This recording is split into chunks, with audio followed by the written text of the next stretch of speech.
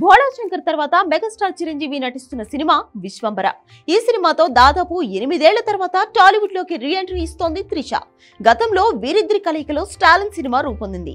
ఇక ఇప్పుడు విశ్వంబరతో దాదాపు 18 ఏళ్ల లాంగ్ గ్యాప్ తర్వాత చిరు, త్రిష కలిసి మళ్లీ నటిస్తున్నారు. వశిష్ఠ దర్శకత్వంలో సోషియో ఫ్యాంటసీ డ్రామాగా విశ్వంబర తెరకెక్కుతోంది. ప్రస్తుతం ఈ సినిమా షూటింగ్ శరవేగంగా జరుగుతోంది.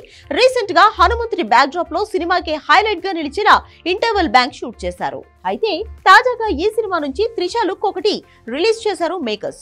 ఈ రోజు అంటే మే 4న త్రిష పుట్టినరోజు సందర్భంగా ఓ పోస్టర్ రిలీజ్ చేశారు. బర్త్డే విష్ తెలియజేస్తూ రివీల్ చేసిన ఈ పోస్టర్ లో త్రిష లుక్ మాత్రం సూపర్ గా ఉందని చెప్పాలి. దీంతో త్రిష పాత్ర ఈ సినిమాలో హైలైట్ గా ఉండబోతుందన్నట్లుగా తెలుస్తోంది. ఇదిలా ఉంటే త్రిష ఈ సినిమా కోసం తీసుకున్న రెమ్యూనరేషన్ హాట్ టాపిక్ గా మారింది.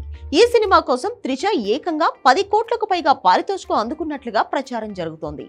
పొన్నియిన్ సెల్వన్ సినిమాతో సాలిడ్ బౌన్స్ బ్యాక్ అయిన త్రిష దళపతి విజయ్ లియోతో మరో హిట్ అందుకుంది. ప్రస్తుతం కమల్ హాసన్, మణిరత్నం కాంబోలో రూపొందుతున్న థగ్ లైఫ్ లో కూడా త్రిష హీరోయిన్ గా నటిస్తోంది. అజిత్ తో విదామియార్చి సినిమాలో కూడా నటిస్తోంది.